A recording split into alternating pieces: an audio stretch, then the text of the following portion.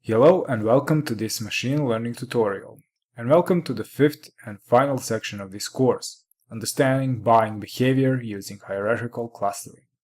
In this section, we are going to explore the dataset and identify the problem. Then we are going to get familiar with the hierarchical clustering, and after that we are going to do some feature analysis and engineering on our dataset. Then we will proceed with the implementation of the solution, and finally we will analyze the results. Pretty much the same pattern that we followed in previous sections as well. So let's start from the first video of this section, exploring the dataset and identifying the problem. In this video we are going to take a look at the wholesale customers dataset, get familiar with it, and identify the problems.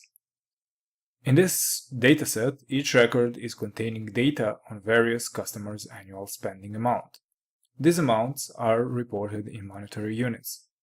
One goal of this project is to best describe the variation in different types of customers that a wholesale distributor interacts with. This will be done in a way that it will equip the distributor with insight into how to best structure their delivery service to meet the needs of each customer. It's important to note that features channel and region will be excluded from the analysis and from the implementation. They will not be taken into consideration.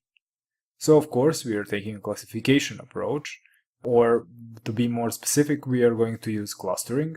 And in this example we are actually going to see the real power of clustering because we will use unsupervised learning. So we will see in a minute how we will do that. But let's first get more familiar with this wholesale customer dataset. The truth is it has 8 independent variables, but we are not going to use 2.